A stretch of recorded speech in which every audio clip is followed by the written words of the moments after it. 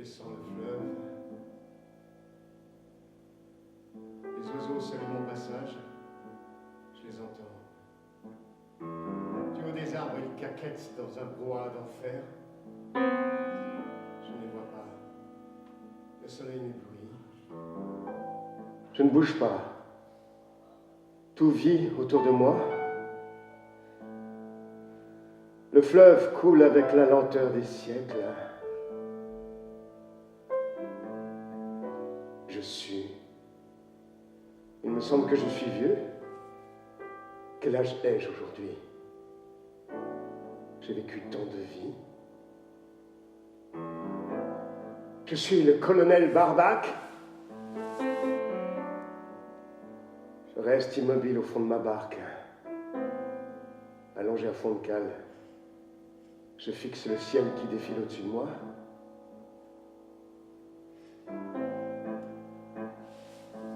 La nature grouille et suinte. Je le sens. Je le sens avec une acuité de fiévreux. Les fourmis montent le long des troncs d'arbres. Je sens la chair morte d'un singe, tombée du haut d'un arbre qui gît, la nuque brisée dans un jus sale, couvert d'insectes venus laper sa mort. Cette odeur acide me parvient.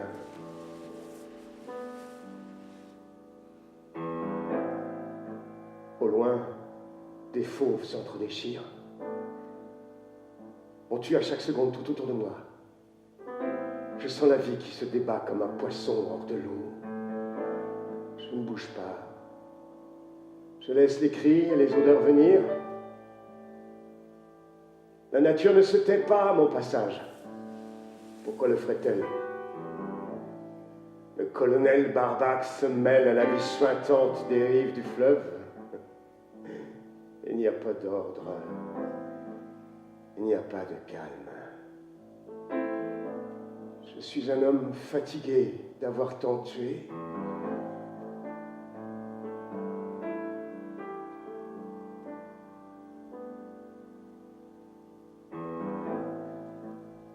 Je lève une main pour chasser une mouche venue me lécher les lèvres. J'ai encore la force de cela. Les mouches veulent me butiner. J'ai une haleine de fleurs fanées. Comme j'ai maigri. Ma main ressemble à celle des cadavres d'Égypte. Ce n'est pas la main d'un homme de mon âge. On dirait un corps mangé par le scorbut. J'ai la main sèche d'un tueur. Oui. C'est cela qui m'a amaigri comme un vieux cheval. Le sang que j'ai fait couler.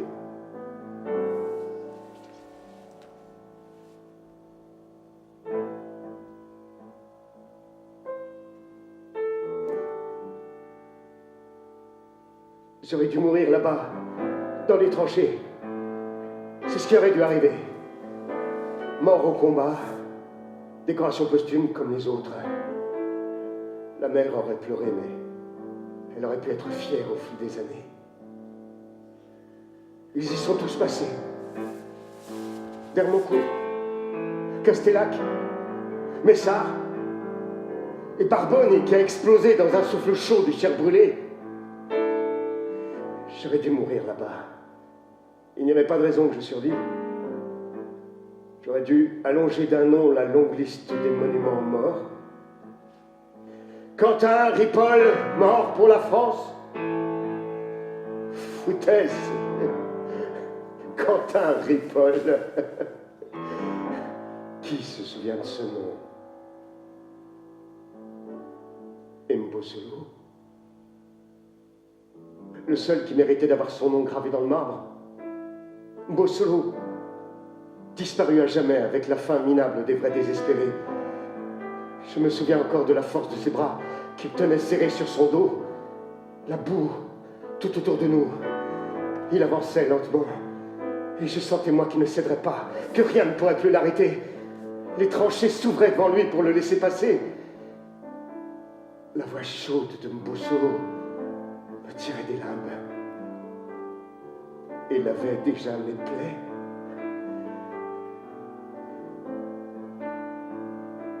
Cette voix que je n'ai plus jamais entendue.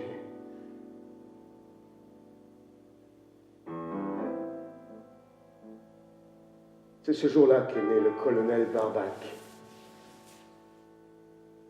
Non, c'est plus tard, bien plus tard. Ce jour-là est mort Ripoll. J'ai vécu plusieurs années comme une ombre, sans nom, sans volonté, avec la démarche lente des grands brûlés. J'ai erré longtemps avant de naître à nouveau.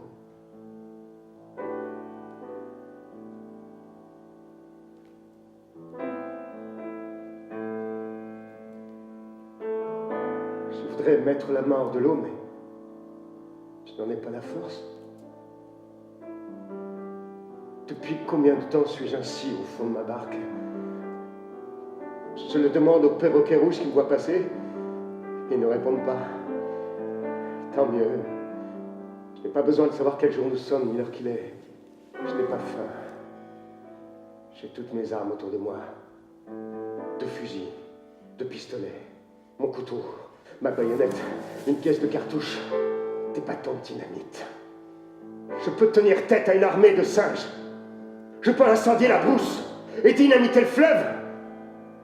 Je sais faire cela.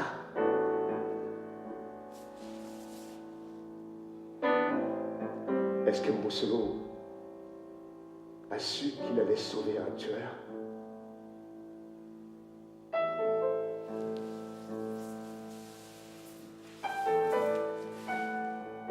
Quelques semaines plus tard, j'ai voulu le retrouver. J'avais repris des forces.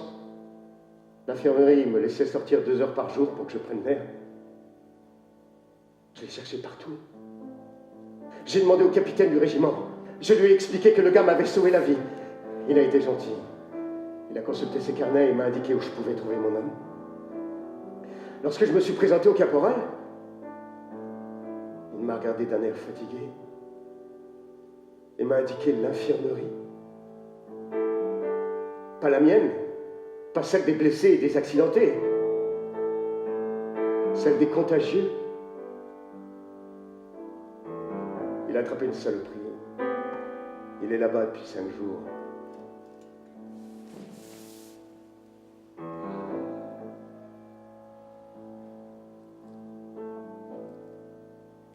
À l'instant où j'ai vu son visage,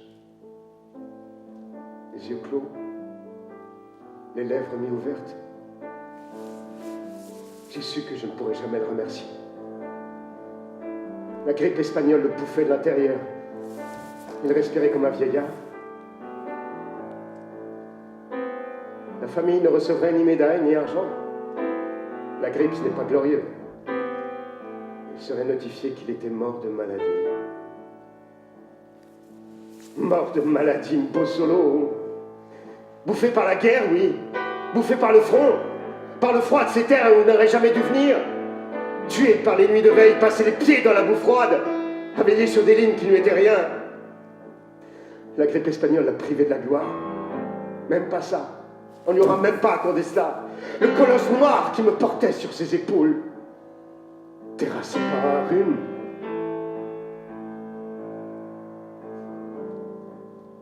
Je suis resté à son chevet 2 jours.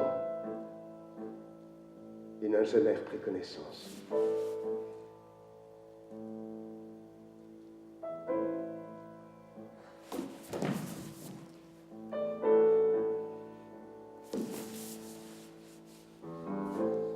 Que dirait-il s'il me voyait aujourd'hui, glissant au fil de l'eau, le corps plein des odeurs de son continent? Je suis devenu noir ce jour-là, lorsque le médecin a constaté le décès. Je n'ai rien dit.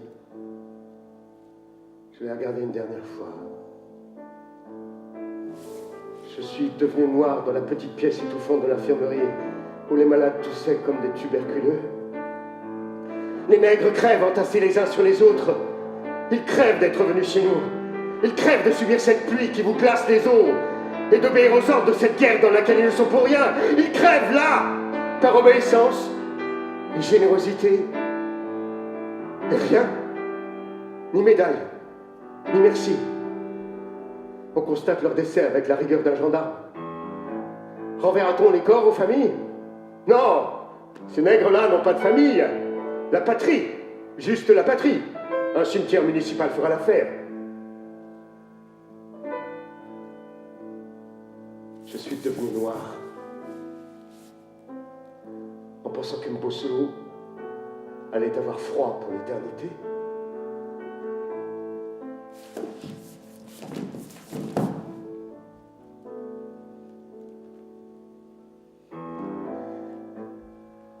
Je crève de chaleur au fond de cette barque.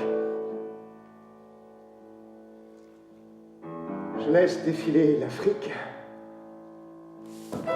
et je souris parce que je sais que je ne serai jamais enterré. Je vais pourrir à fond de cale et il n'y aura personne pour me fermer les yeux. Le colonel Barbac crache sur la terre froide de la Champagne-Ardenne ou de la baie de Somme. Le colonel Barbac dynamite les cimetières militaires, les corps rangés les uns à côté des autres, au garde à vous pour l'éternité. Non, je mourrai ici, sous le soleil. Les serpents d'eau viendront me glisser entre les jambes et se couleront dans mon gosier. C'est bien. Je repense à Mbosolo. Je ne vaux pas la vie qu'il m'a donnée.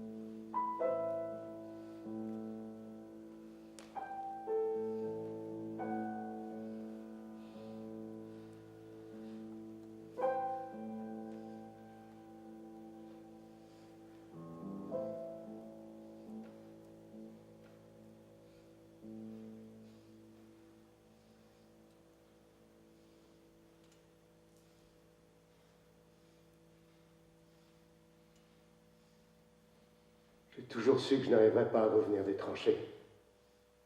Trop loin. Trop longtemps.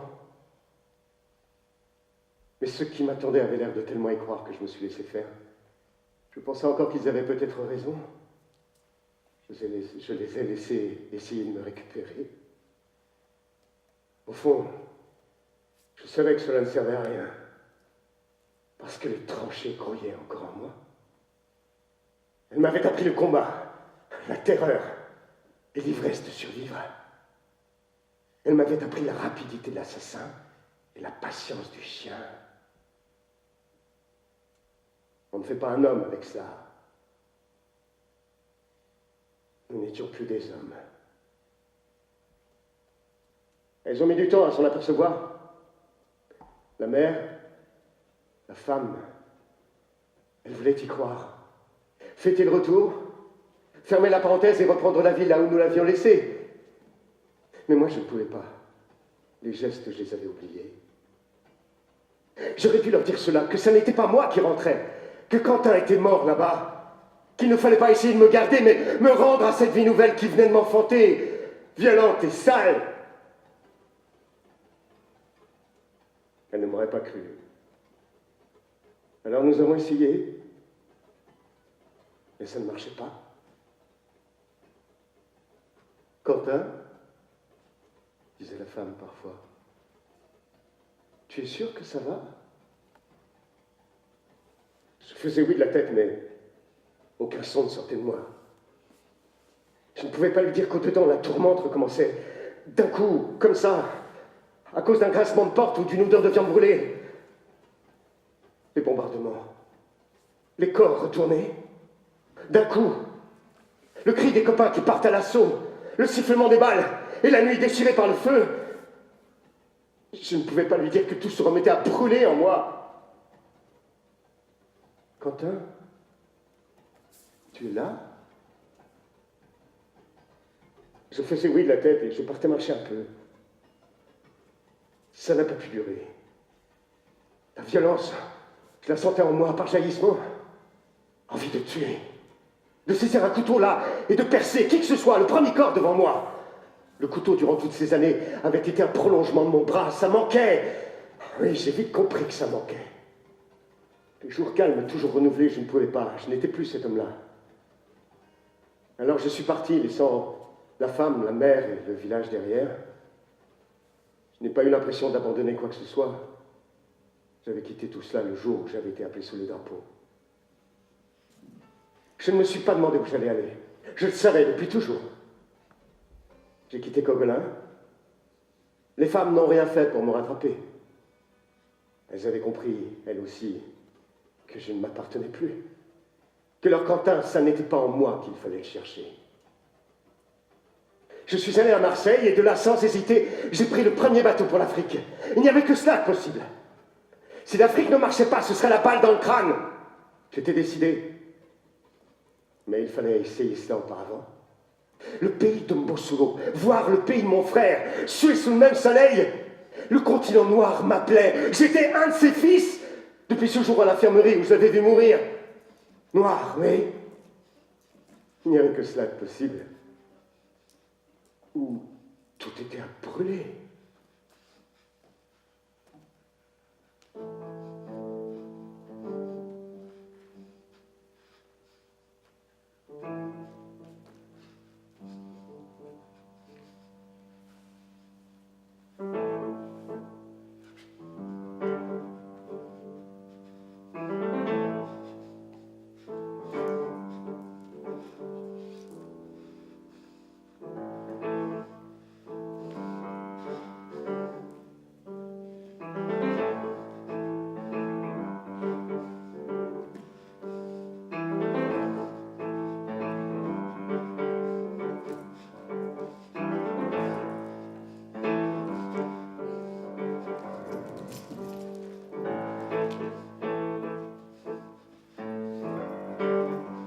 Je me souviens de ma stupéfaction devant la terre rouge d'Afrique et son grand ciel de criquet. Je me suis senti chez moi, étranger à tout, mais sur une terre qui me faisait du bien. J'ai su que je ne la quitterais plus et que je ne reviendrais jamais. J'ai su que je voulais désormais la couvrir de mes pas. J'ai commencé par l'ouest, et puis je me suis aventuré dans les terres. L'air devenait plus sauvage, le bruit des bateaux s'éloignait. Le cri des marchands s'estompait. Je plongeais dans l'Afrique avec le ravissement de l'aveugle qui découvre les couleurs.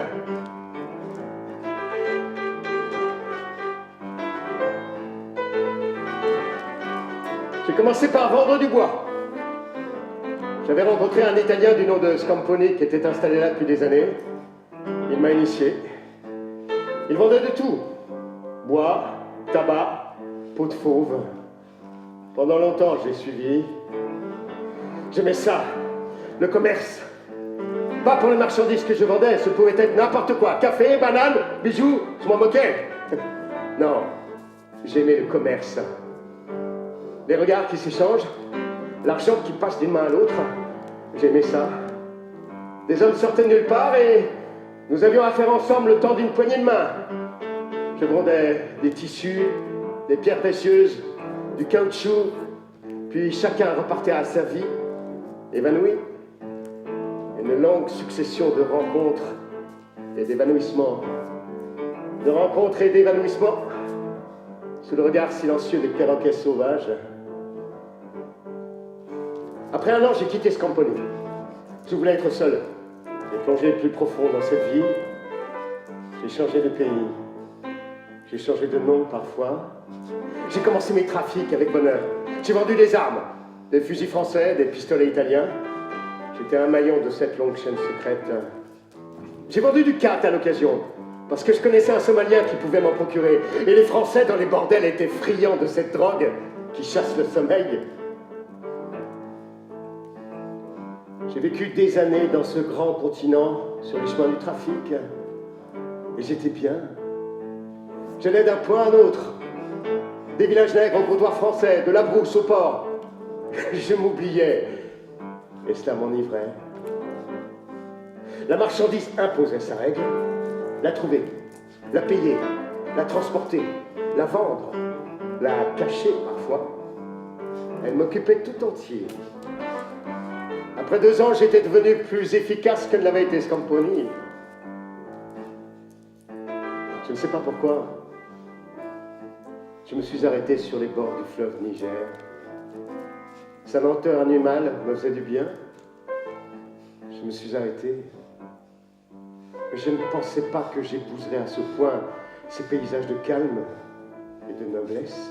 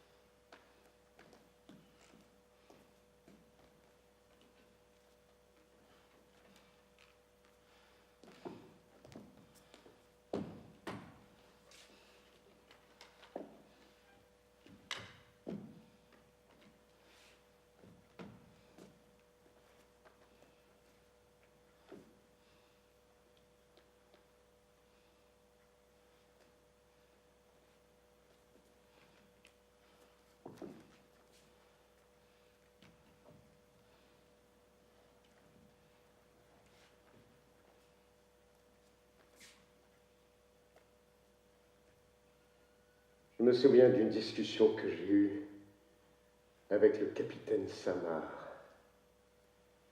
J'étais arrivé dans la région depuis quelques mois. Il m'avait reçu chez lui un soir. Le plaisir de voir un Français, certainement. Le capitaine Jean Samar. Soirée douce d'Afrique, pleine de grésillements d'insectes et de soupirs d'arbres. Je le revois. Samar, avec sa bonne tête d'honnête homme, buvant un verre de prune en pensant à la Sologne. Il savait ce que je faisais dans la région depuis plus d'1 an. On le lui avait dit. Et cela le désolait.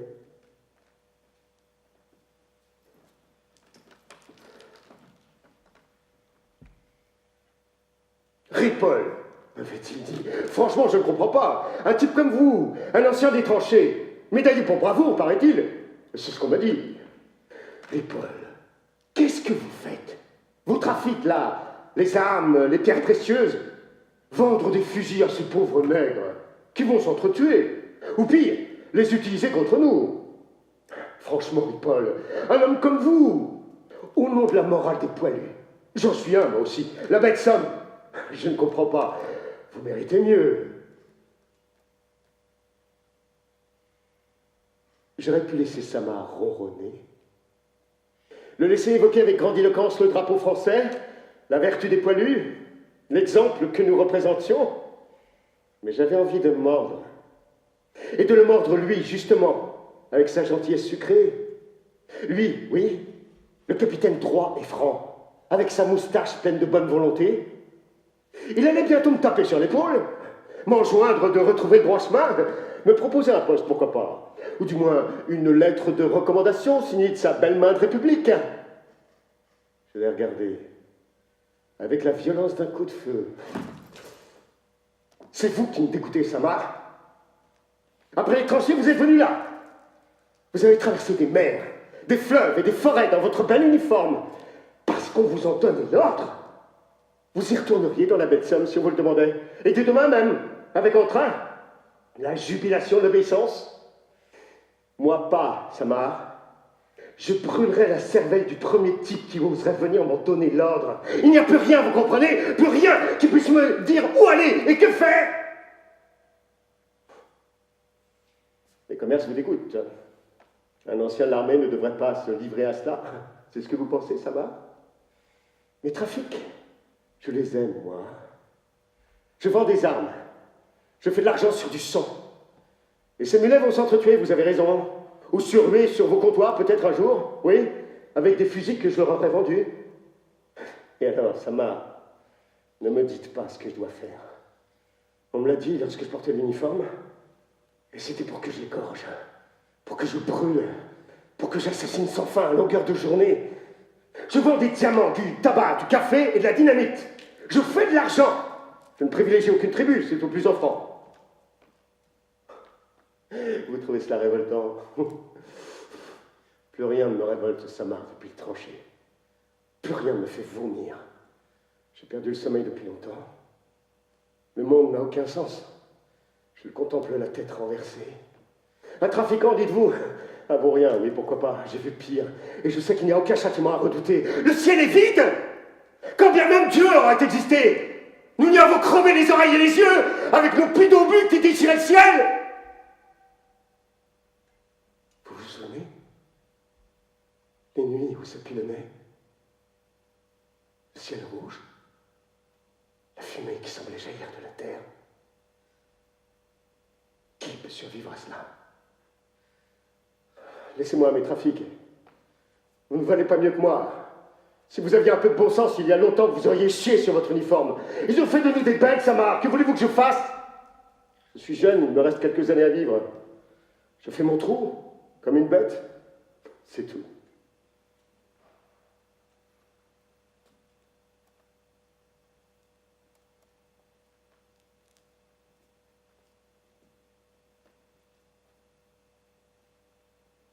Il avait le visage rougi par la colère.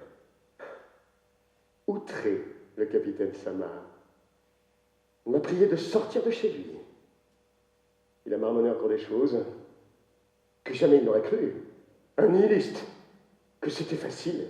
Que c'était révoltant. Que la France, tout de même, ait le devoir vis-à-vis de nos enfants. Je me suis levé. J'ai souri.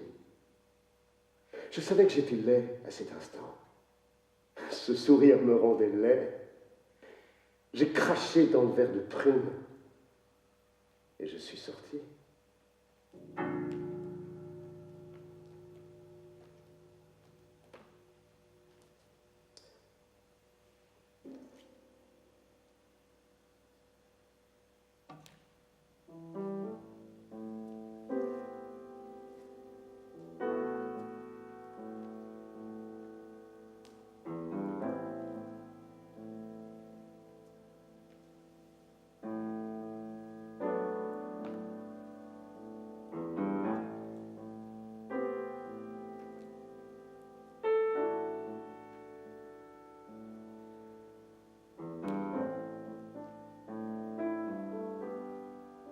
L'eau est tiède. Je me suis baigné souvent dans le fleuve. Je sens sa chaleur qui entoure la barque et traverse le bois. Je pourrais essayer de me lever et basculer dans les flots, en finir ainsi. Mais je préfère glisser encore. Je vois l'Afrique défiler pour la dernière fois. Les grands arbres secouent le ciel. Je veux jouir de cette tiédeur le plus longtemps possible.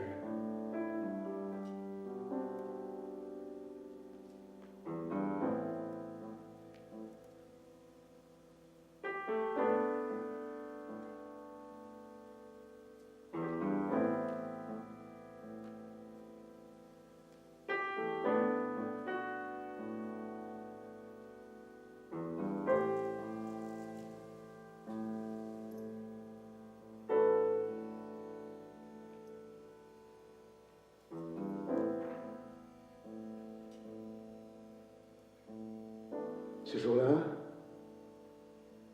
à Bandiagara, le ciel semblait plus vaste qu'à sa création. Des traînées de nuages rougis par le soleil flottaient dans les airs, comme de longs étendards délavés. Tout était beau. J'étais au pied de la muraille de la cité, là où se pressent les échoppes des marchands de tissus. Le marché de Bandiagara s'étendait sur des kilomètres. Je me souviens du brouhaha des hommes, mêlé au bruit des oiseaux en cage et au cri strident des singes. Tout le monde avait quelque chose à vendre. Les soldats patrouillaient avec flegme pour montrer leur présence, pour que personne n'oublie que si ce marché existait, c'était le bon vouloir de la France. J'attendais un acheteur. Nous nous étions donné rendez-vous ici pour ne pas être dérangés. Je me laissais envahir par ce vacarme marchand. Il n'y avait que là, dans cette foule en sueur, que je sentais une forme de soulagement.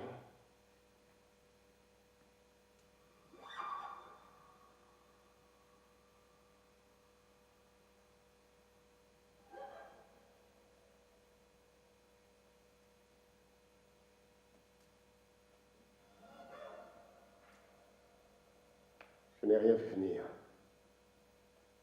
Rien. À croire que mon instinct de soldat s'était assoupi. Je n'ai pas remarqué que les femmes avaient disparu. Je n'ai pas remarqué que des hommes qui n'avaient rien à vendre et ne désiraient manifestement rien acheter avaient pris place un peu partout. Je n'ai pas senti le regard qui se fermait. Les oiseaux se sont tus dans les cages comme s'ils attendaient. Et d'un coup, subitement, des lames ont jailli de sous les étoiles. Il n'y eut d'abord pas un cri, juste la violence des corps qui se précipitent sur les soldats, le bruit sourd du couteau qui entre jusqu'à la garde dans les côtes, et puis enfin le cri des assassinés. Les soldats comprirent, hurlèrent, Quelques coups de feu furent tirés au hasard. Les échoppes furent renversées. Ce fut alors un soulèvement de toute la foule autour de moi. J'ai compris que j'étais blanc, au milieu de la foule. Blanc, comme une cible dans la nuit. J'ai à peine eu le temps de me cacher le visage entre les poings. 5 ou 6 hommes m'entouraient. Ils me rouaient de coups, je suis tombé à genoux. Ils frappaient à toute force. Je sentais leurs pieds, leurs poings, leur rage qui me martelaient les flancs. Ils allaient me tuer avec obstination, à main nue. Ils allaient frapper jusqu'à ce que mon visage ne ressemble plus à rien. J'ai eu le temps de penser à tout cela. Ma main a fouillé sous les plis de ma chemise, dans mon dos, à la ceinture. Je n'ai décidé de rien. C'était comme si le corps faisait sa propre volonté, obéissant à son seul instinct de survie. Il continuait à frapper. J'ai saisi la crosse de mon pistolet. J'ai encore eu la force de hurler en les mettant en joue et de me relever. J'ai brandi mon arme, je titubais. Ils ont reculé, faisant cercle autour de moi. Ils attendaient de voir ce que j'allais faire. Ils savaient que certains d'entre eux allaient mourir. Au premier coup de feu, ils bondiraient sur moi. Mais ils hésitaient encore. Je les voyais mieux maintenant. De jeunes hommes, aux traits sévères.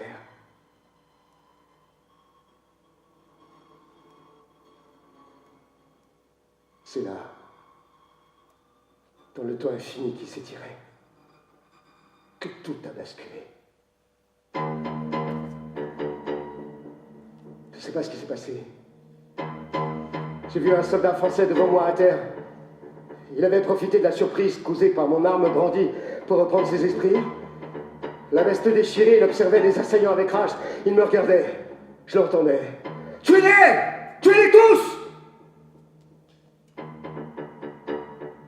Ce regard, je l'ai croisé.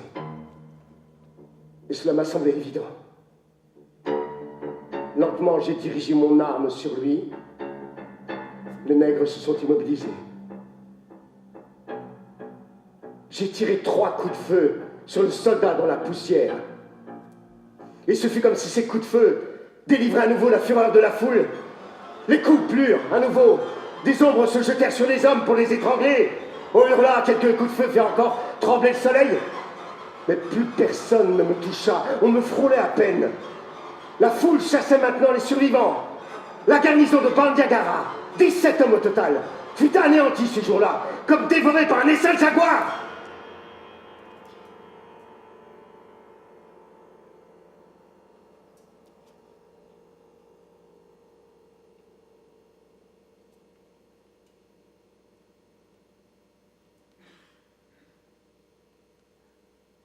Puis d'un coup, ce fut le silence. Il n'y avait plus d'ennemis vivants. Les échoppes avaient été renversées, les marchandises piétinées. 17 corps de Français gisaient dans la chaleur écœurante de l'été. Et je restais là, moi, ébahi, parmi ceux qui avaient voulu me tuer. C'est alors que je l'entendis pour la première fois. Ce nom, il monta de la foule. Les hommes me regardaient, je n'avais pas bougé. Le visage ensanglanté, le pistolet à la main, je l'ai fixé dans les yeux. Et je les entendis reprendre un à un ce nom dont ils me baptisaient. Le colonel Barbac! Le colonel Barbac!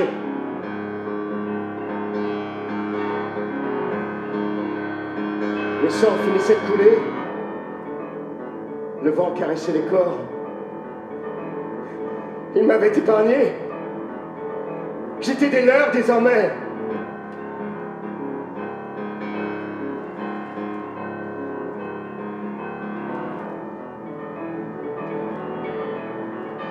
L'insurrection du marché de Bandiagara a marqué le début de ce que le capitaine Samar a appelé la guerre contre les insurgés. On m'a rapporté son propos. La guerre. Il déclarait la guerre à ces hordes sauvages, comme il les appelait. Et à moi, qui avais osé tirer sur un homme de mon pays, un Français, un soldat qui plus est. Foutaise. Comme si la guerre n'avait pas été déclarée depuis longtemps. Ils me l'ont inoculé, moi! Depuis les tranchées, je vis dedans. Depuis que j'ai foulé le sol d'Afrique, je l'ai vu partout. La guerre, dans les cravaches que portent avec assurance les officiers français. La guerre, dans le regard maté des hommes qui courbent les chines devant notre drapeau. La guerre qui gronde partout.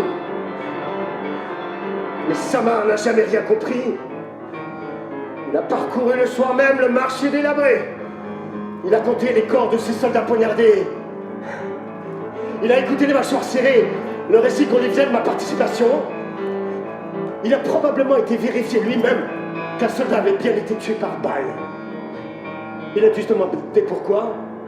J'imagine Samar qui ne comprend pas, qui bouillonne de rage et de frustration parce qu'il ne comprend pas comment je peux être tout d'abord roué de coups, laissé presque pour mort, et ensuite prendre le parti des sauvages.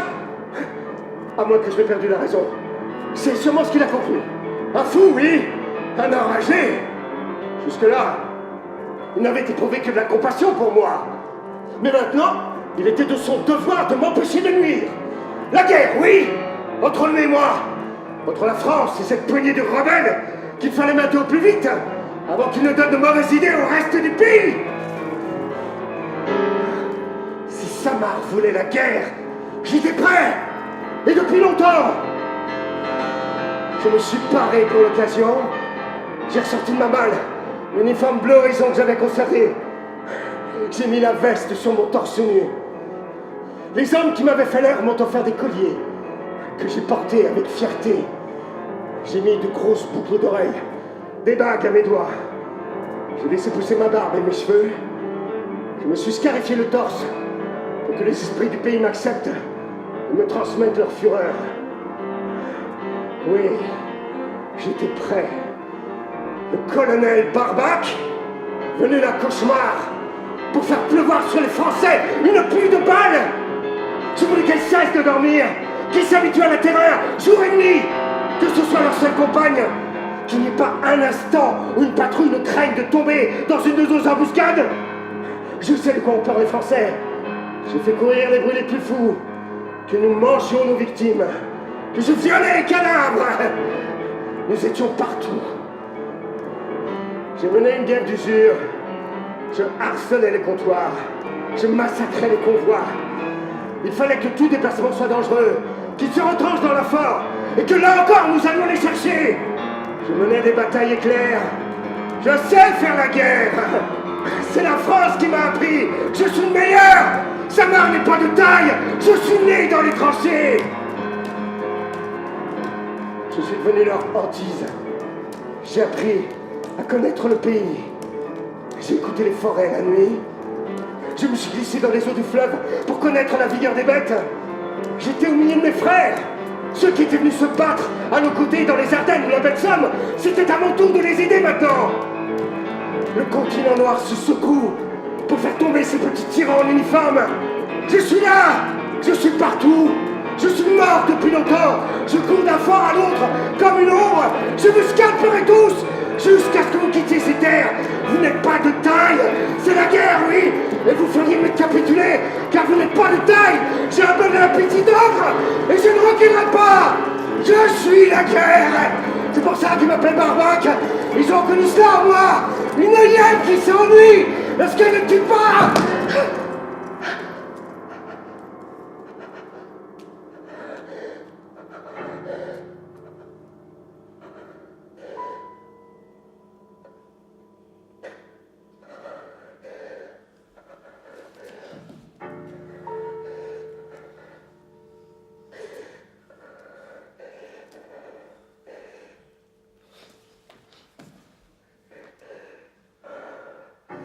Je n'ai pas toujours été ainsi. Mes fois m'ont été trop loin. Je ne me souviens plus. Non. Toute ma mémoire est un champ de bataille. La grande guerre des tranchées m'a transformé. Je suis la guerre parce que je ne sais faire que cela. Que je m'insulte la nuit de n'être bon qu'à tuer n'y change rien. Que je me déteste, que je me frotte les mains dans les eaux du fleuve pour essayer de les laver n'y change rien. Ils ont fait de moi un monstre. Partout où je vais, je porte la poudre et les corps suppliciés. Partout où je vais, on murmure mon nom avec effroi. Barbac! Barbac! Le soldat fou qui tue les Français. Barbac qui assaille les comptoirs, pille les forts et met en pièces les régiments. Des années de guerre!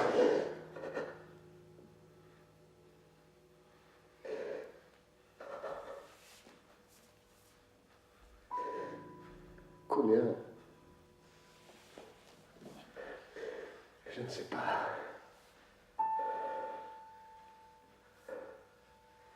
Je ne vis plus comme ça. En comptant les mois, en fêtant les saisons et les anniversaires. Je ne vis plus comme ça. Une ligne droite. Il ne me reste que cela. Une longue ligne droite, faite d'assauts, d'embuscades, de chasse et de défaites.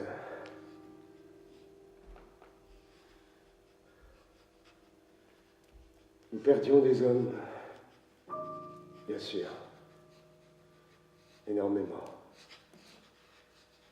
Mes guerriers étaient courageux, mais ils se faisaient faucher par la mitraille. Et nos machettes ne pouvaient rien contre les mortiers. Nous perdions des hommes, mais personne d'autre que nous ne le savait. Qui savait combien nous étions? Samar n'en avait aucune idée. Et c'était cela qui le terrifiait. Combien d'hommes, de combien de villages venaient régulièrement grossir nos rangs? Est-ce que le pays était en train de se soulever? Ces questions tournaient dans sa tête avec la chaleur de l'harmattan. Et il lui faisait trembler les doigts autour de son verre de prune. Il ne savait pas. Il ne savait rien.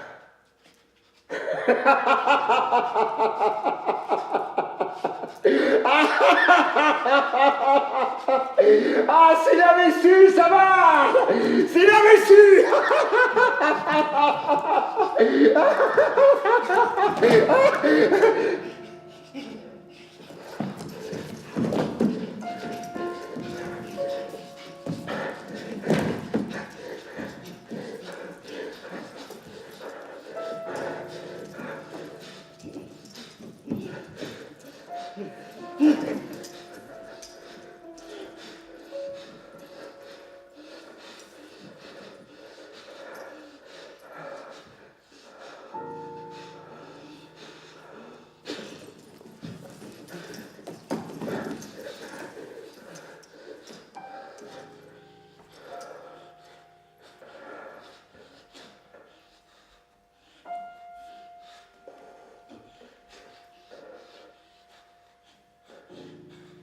Nous n'avons jamais été nombreux. Une poignée d'hommes que ces régiments auraient pu anéantir en une journée s'ils avaient su nous trouver. Nous n'avons jamais été nombreux. Mais le pays nous cachait. J'ai cru que le grand soulèvement du pays serait possible. Que c'était à cela qu'il me serait donné de participer. Et puis très vite, j'ai su que le vent soufflait contre nous. L'Afrique tout entière passait la tête sous le joug. Partout des coups de feu, des révoltes, des hurlements, mais cela n'inversait pas le cours du fleuve. Ce n'était que les soubresauts des vaincus. L'Afrique était à genoux, main derrière le dos. Nos attaques contre les comptoirs n'y changeaient rien. Nos rapines et nos assassinats ne comptaient pas. J'ai vite su que nous ne pouvions que perdre. Mais je n'ai rien dit. La victoire était de durée. C'est pour cela peut-être que je ne comptais pas les années. Je me suis battu. J'ai fait de mon mieux. France, tout doucement, avec patience, nous a étranglés. Samar ne s'en rendait même pas compte. D'autres que lui participaient au combat qui nous faisait plus de mal et contre lesquels je ne pouvais rien. Des tribus étaient achetées. Des alliances se faisaient pour nous isoler. Lentement, on nous coupait du pays. Des nègres assoiffés de sang. Voilà ce que nous étions. Moi, oui, ces noms me convenaient. Mais eux, mes hommes, mes frères, eux, non. Ils se battaient avec plus de beauté que moi. Ils n'avaient pas les yeux ravagés que j'ai, ni la laideur sèche des tueurs. Leurs esprits ne s'étaient pas brûlés au contact de la Grande Guerre. Pour eux, le geste restait net. Ils se battaient pour leur terre et pour leur liberté. Ils m'avaient accepté à leur côté parce que je leur servais. Je savais mener une attaque et je terrifiais les Français. Ils m'ont utilisé. Et ils ont bien fait. Et lorsqu'ils ont voulu renoncer à la guerre, lorsqu'ils se sont rendus compte, comme je l'avais fait avant eux, qu'il n'y avait rien d'autre que la défaite, qu'il valait mieux pactiser, ils se sont débarrassés de moi. Il n'y avait rien d'autre à faire. Asphyxiés. Nous étions asphyxiés. Ils ont eu raison. Pour leur famille, pour préserver le peu qu'ils avaient, ils ont déposé les armes. Et Samar a pu sourire.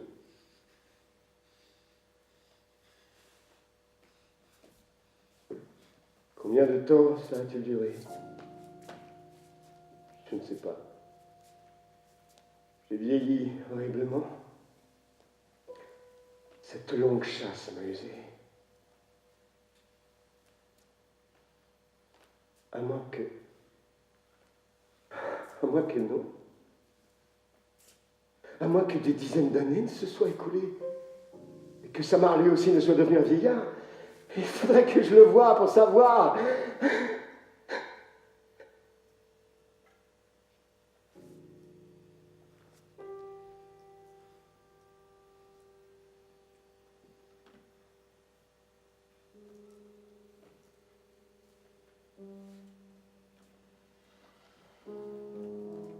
Mais je ne le verrai plus.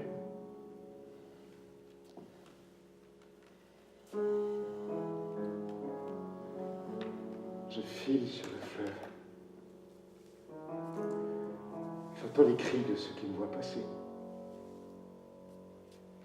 Les coups de feu qu'ils tirent des berges. C'est bien.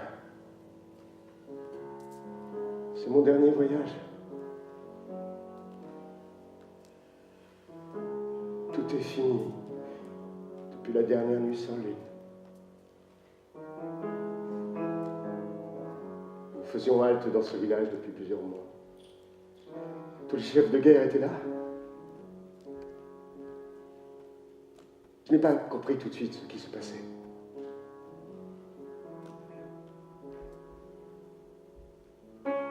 La grande cérémonie ne pouvait avoir lieu que cette nuit-là. La lune était invisible. Et un monde nouveau allait naître le lendemain.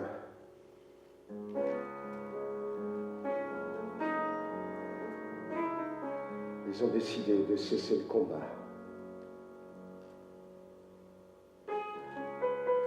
Ils ont décidé d'accepter les propositions des Français.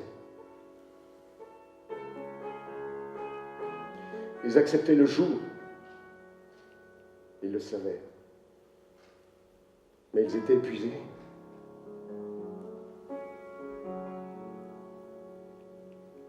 Cette nuit-là, ils ont enterré la guerre.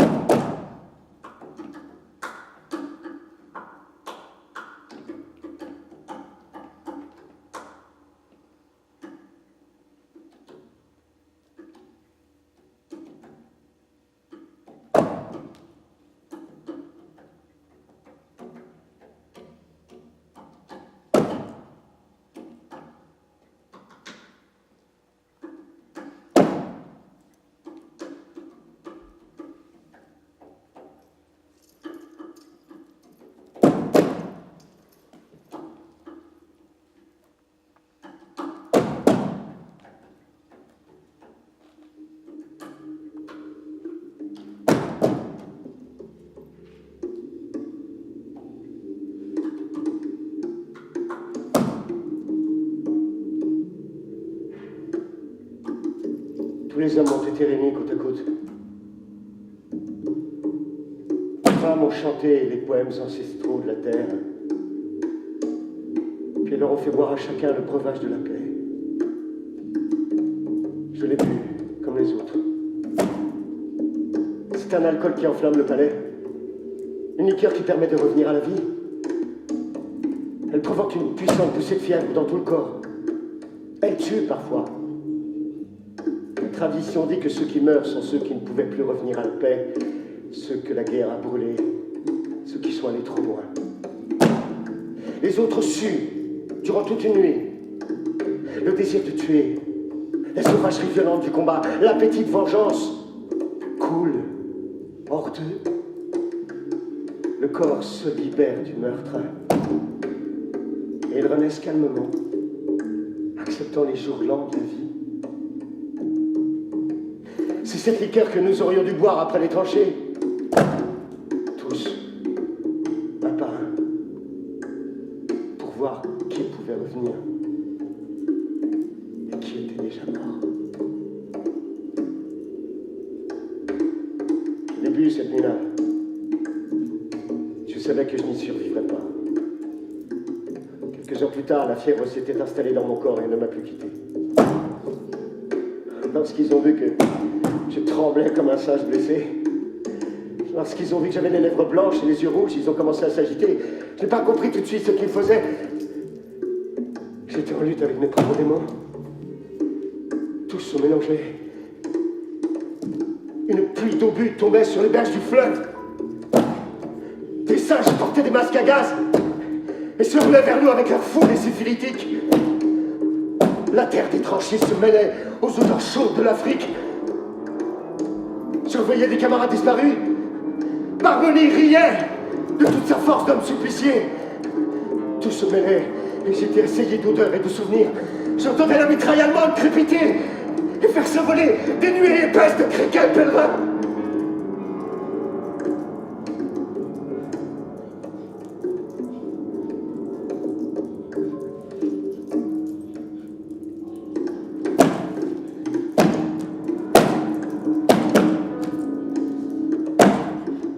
Je n'ai pas vu tout de suite qu'ils apprêtaient une pirogue, la plus grande de toutes.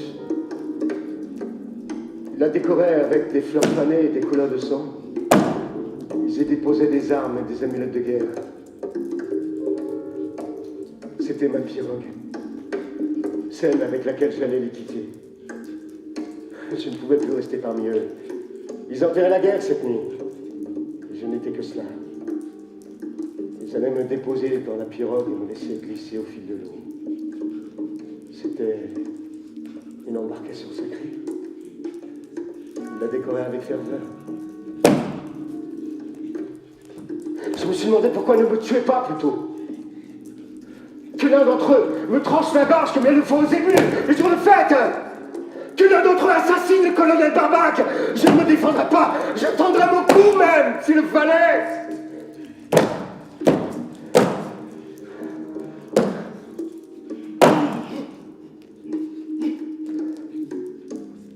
Ils ne peuvent pas. Je les ai aidés, je les ai menés au combat, ce serait criminel. Et puis ils ne me connaissent pas, ne savent pas où je suis né. Et il y aurait certainement à craindre la vengeance d'esprits lointains.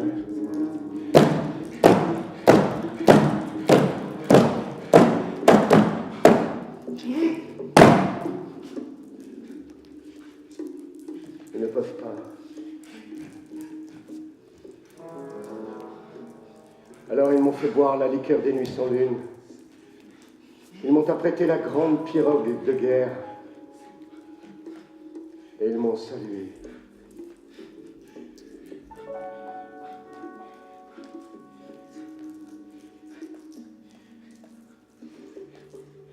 Je les ai regardés une dernière fois.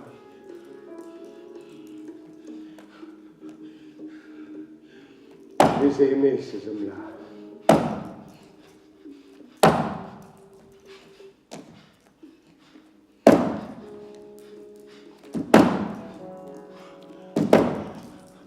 Puis sans trembler, avec un sourire vague sur les lèvres, suis monté dans la barque et j'ai senti les eaux du fleuve qui prenaient possession de moi et m'emmenaient doucement au bout des mondes.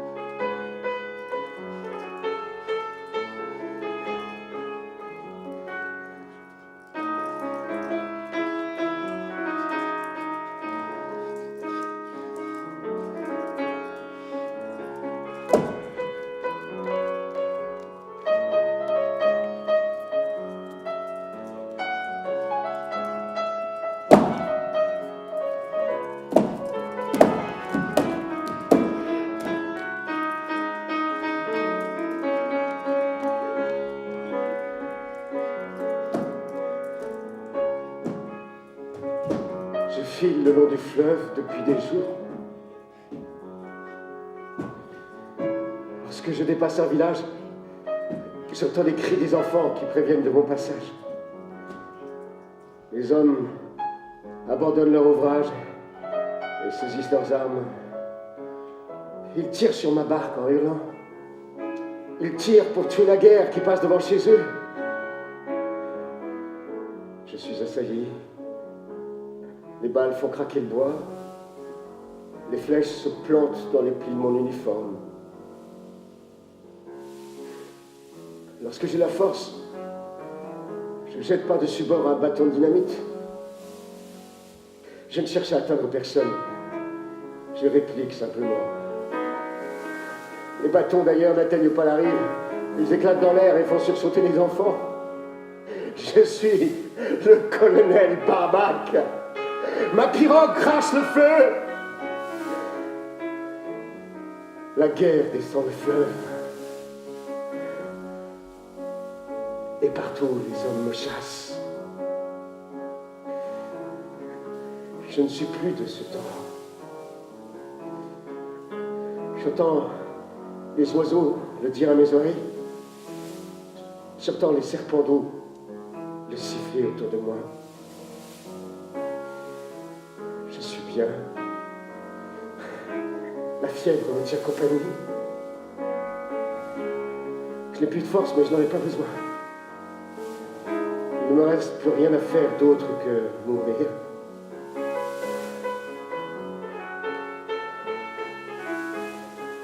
La liqueur me tue. Il fait chaud.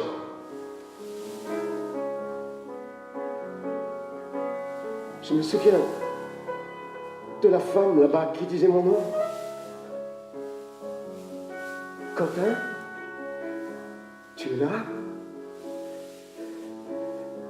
Je me souviens de son visage de campagne paisible. C'était une autre vie.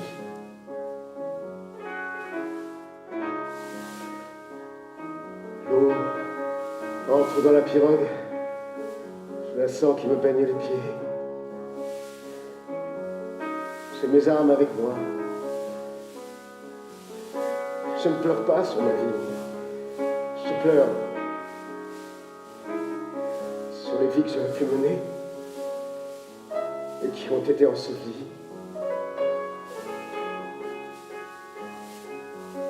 Bossolo! Bossolo! Bossulo. Bossulo m'aurait-il sauvé s'il lui avait été donné à voir ce que j'allais devenir?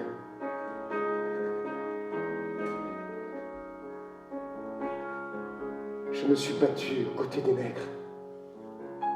J'aime cette terre. Je la laisse défiler. Comme le ciel est grand. Il tire à nouveau. J'entends les cris. Les balles sifflent autour de moi. Qu'il tire. Je suis un épouvantail que l'on m'enterre avec la guerre. Je file sur les eaux. Ce fleuve ne finira pas. Il est large et majestueux. Je suis un point minuscule dans son immensité calme.